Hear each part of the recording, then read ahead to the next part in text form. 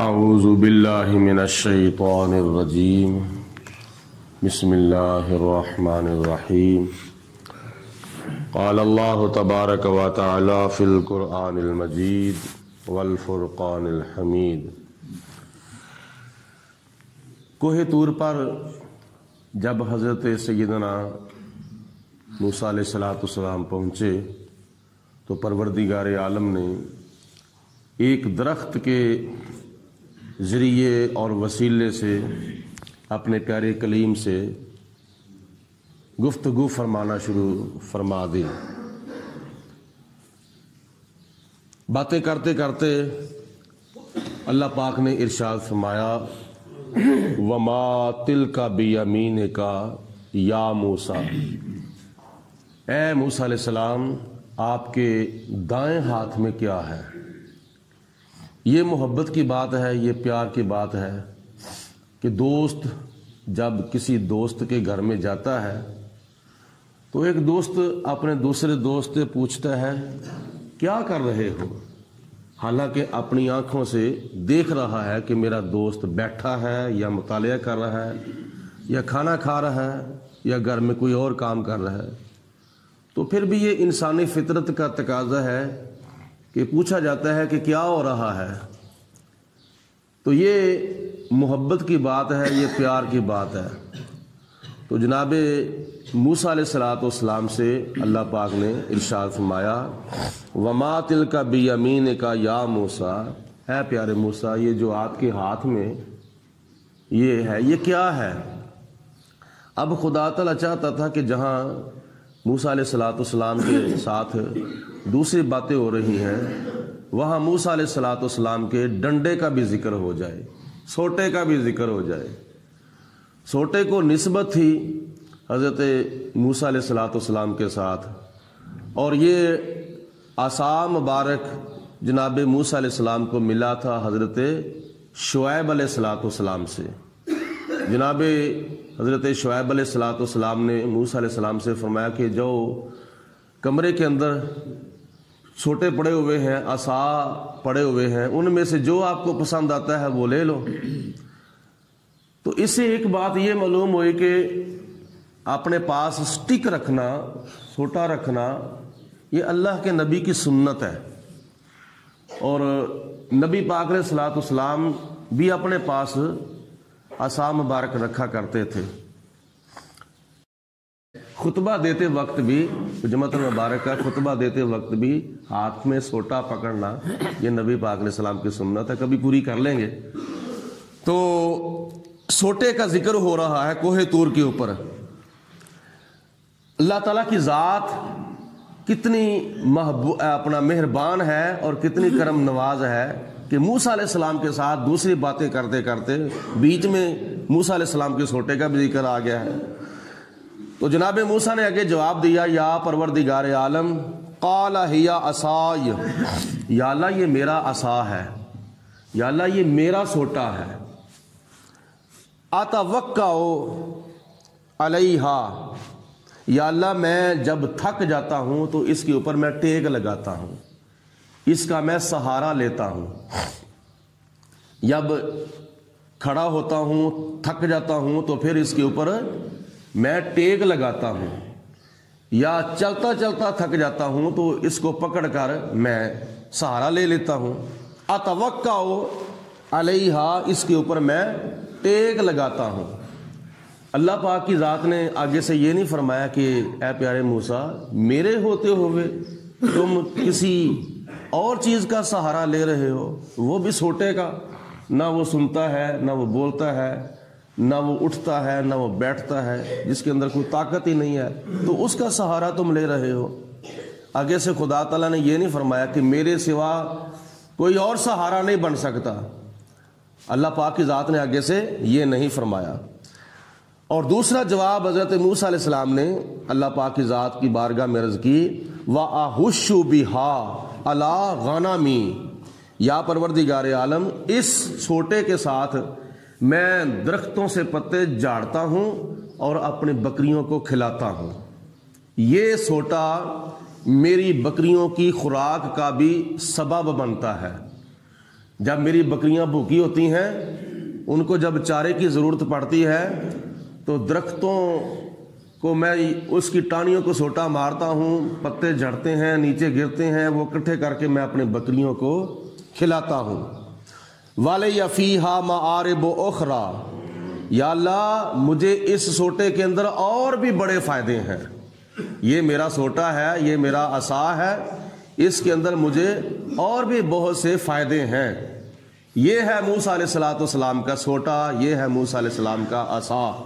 قرآن پاک میں کئی مقامات پر اللہ پاک نے ذکر فرمایا ہے کہ یہی سوٹا اگر پتھر کے اوپر پڑتا ہے تو قرآن پاک میں اللہ تعالیٰ فرماتا ہے فن فاجرات من حسناتا عشرۃ عینا، پہلے سپارے کے اندر آتا ہے کہ اللہ پاک نے حکم سے حضرت موسیٰ علیہ السلام نے اپنا سوٹا وہ پتھر کے اوپر مارا تو خدا تعالیٰ کی ذات کے فضل سے اس پتھر سے 12 چشمے جاری ہو گئے۔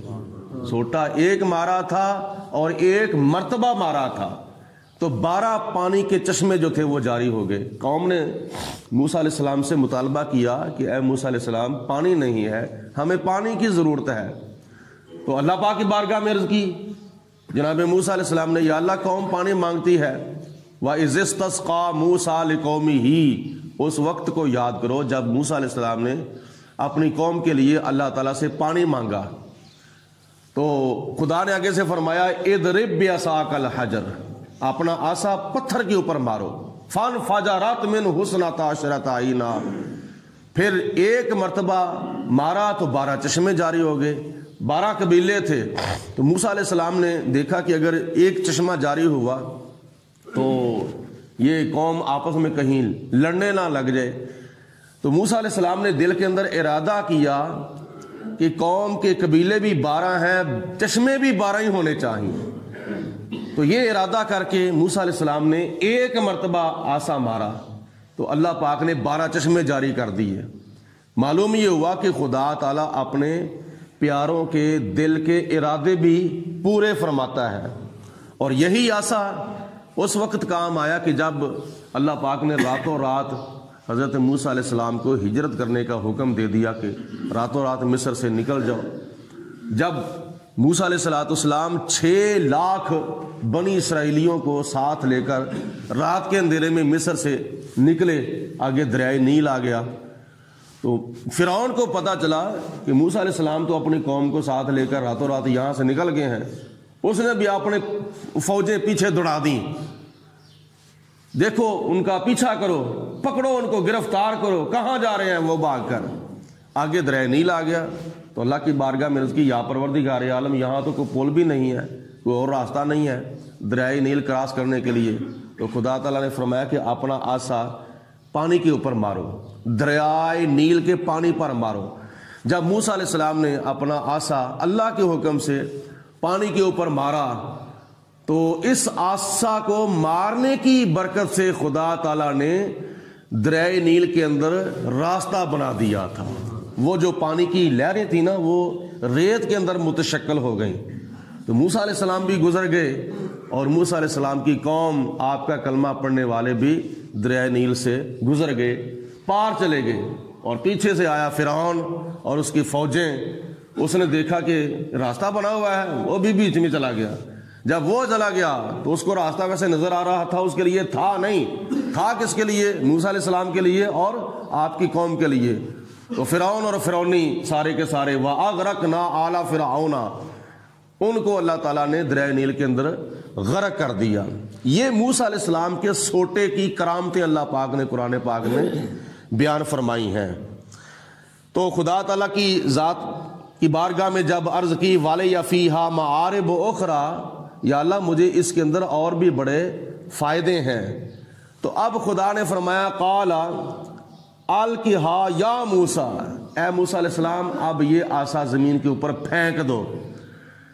جب اللہ کے حکم سے عصا زمین کے اوپر موسیٰ علیہ السلام نے پھینکا فَأَلْقَاهَا فَهِيَ فَإِذَا هِيَ حَيَّةٌ تَسْعَىٰ، موسیٰ علیہ السلام نے جب عصا اللہ کے حکم سے زمین کے اوپر پھینکا کوہ طور کے اوپر ہی، تو وہ عصا جو تھا وہ ایک بہت بڑا سانپ بن گیا، دوڑنے والا، کبھی ادھر دوڑتا ہے کبھی ادھر دوڑتا ہے، بہت بڑا سانپ، بہت بڑا اژدہا بن گیا۔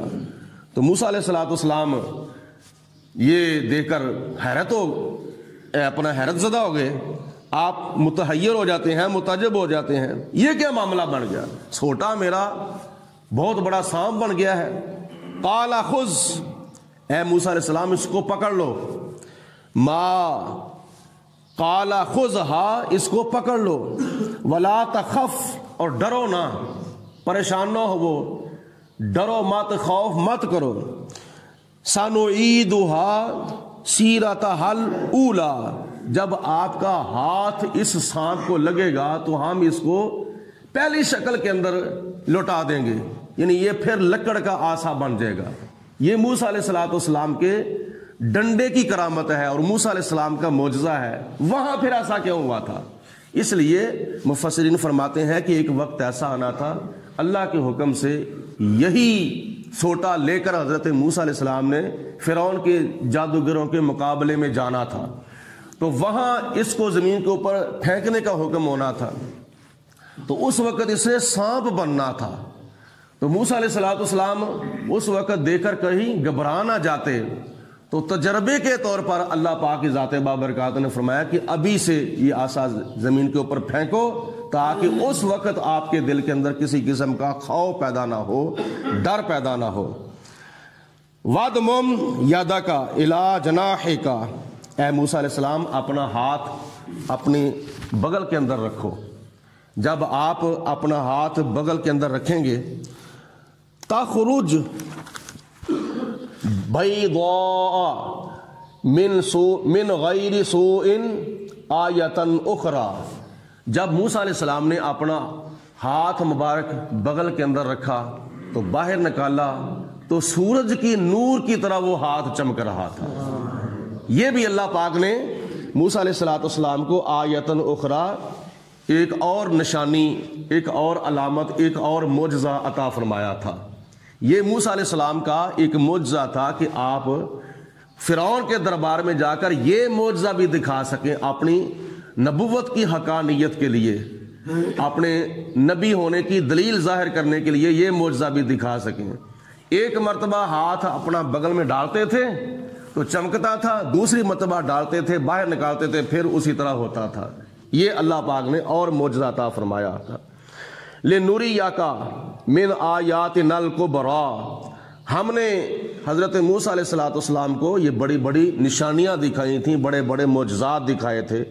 اب حکم ہوتا ہے اذهب الى فرعون انه طغى، چلا جا اب فرعون کے پاس حق بات پہنچانے کے لیے، میرا پیغام دینے کے لیے، انه طغى، بے شک وہ سرکش ہو چکا ہے۔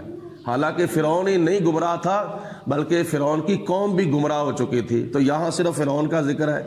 تو فرعون کا ذکر خاص طور پر اس لیے کیا کہ فرعون خود اپنے آپ کو خدا سمجھتا تھا، اپنے آپ کو الہ سمجھتا تھا، لوگوں سے اپنی پوجا کرواتا تھا، لوگوں سے اپنے آپ کو سجدہ کرواتا تھا۔ اس لیے خدا نے فرمایا کہ فرعون کے پاس جا، فرعون کو میرا پیغام دے، وہ سرکش ہو چکا ہے۔ آگے جو پھر معاملہ ہوا وہ اگلے رکوع کے اندر ہے۔ اللہ پاک ہم سب کو قرآن مجید کے فیض و برکات سے مالا مال فرمائے۔